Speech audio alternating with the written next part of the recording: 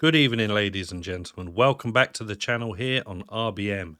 Something big just went down at the White House. A mumbling, blatant lie has just been told. Keir Starmer, the UK Prime Minister, sat across from JD Vance, the US Vice President, and according to most of the people watching, flat out lied to his face about free speech in Britain. Yep, you heard that right. This wasn't some quiet diplomatic chat, it was a public moment that's got people fired up, and for good reason. So here's what happened. Roll the video. Look, I said what I said, which is that we do have, of course, a special relationship with our friends in the UK and also with some of our European allies. But we also know that there have been infringements on free speech that actually affect not just the British. Of course, what the British do in their own country is up to them, but also affect American technology companies and, by extension, American citizens. So that is something that we'll talk about today at lunch. We've had free speech for a very, very long time in the United Kingdom, and it will last for a very, very long time. Well, no, I mean, certainly we wouldn't want to reach across US citizens, and we don't, and that's absolutely right. But in relation to free speech in the UK, I'm very proud of our history there. We discussed all this though. Right, first off, here's the context. JD Vance has been vocal lately, really vocal, about what he sees as free speech crisis in the UK. Just a couple of weeks ago, at a Munich security conference, he called out Britain specifically, saying free speech is in retreat over there. He pointed to cases like a guy getting charged for silently praying near an abortion clinic and laws on cracking down on online posts. Stuff he says proves the UK sliding away from its own democratic roots. Now, fast forward to this White House meeting today, and Vance isn't letting go. He brings it up right there in the Oval Office, saying there have been infringements on free speech that hit not just Brits but American tech companies too. So what does Starmer do? He doesn't dodge or deflect. He looks Vance in the eye and says, and I'm paraphrasing here, "We've had free speech in the UK for a very long time and I'm proud of that." Bold statement, right?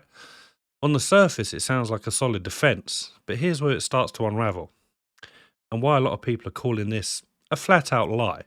So let's talk about what's been happening in the UK under Starmer's watch.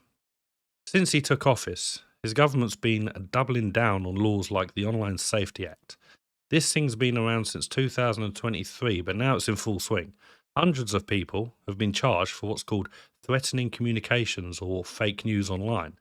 We're talking fines, arrests, even jail time for posts the government doesn't like. A grandmother, got 15 months in prison last summer for a social media post during the UK riots. And then there's Alison Pearson, a journalist who had police sniffing around her tweets. Elon Musk himself called Starmer out on X, saying this is Soviet-style stuff. And Vance, he's been hammering the same point. This isn't free speech, it's a clampdown. Now, Starmer's standing there in the White House saying, "Oh, we've got free speech." Always have, but if your citizens are getting hauled off for tweets or silent prayers, how free is that, really? It's not just about the laws either, it's the vibe. Starmer's government has this habit of framing dissent as dangerous. You've got police knocking on doors over hate speech, councils warning people about what they say online, and a whole system that feels more about control than liberty. Compare that to what Vance is pushing, a messy, loud, American-style free speech where you can say what you think without Big Brother breathing down your neck, right? Now, Starmer's claim starts to sound hollow when you stack it against the reality. So why does this feel like a lie? It's not just that he's dodging the criticism, it's that he's pretending the problem doesn't exist. He's not saying, yeah, we've got some tough laws, but here's why. He's acting like UK is this shining beacon of free expression, untouched by the stuff Vance is pointing at. That's not a defence, that's deflection. And when you're in the White House with the world watching, that kind of spin reeks of politics over principle. This isn't just Starmer versus Vance, it's bigger than Vance, and the Trump crew are pushing this narrative that Europe and the UK especially has lost the plot on freedom, while Starmer's trying to hold on to the special relationship, with the US without admitting any flaws. But when you've got a guy like Vance who's not afraid to call it like he sees it, that polite dance doesn't work. Starmer's a lie, if you want to call it that. It isn't just the words. It's in the disconnect between what he says and what's actually happening back home. So what do you think? Is Starmer just gaslighting us all, or is Vance just blowing this out of proportion? Drop your thoughts in the comments. I want to hear your views on this. And if you're into these deep dives, hit that subscribe button and ring the bell. We've got more coming your way. So Until next time, stay sharp and keep questioning the narrative. Thanks for watching, and I will see you again shortly, soon.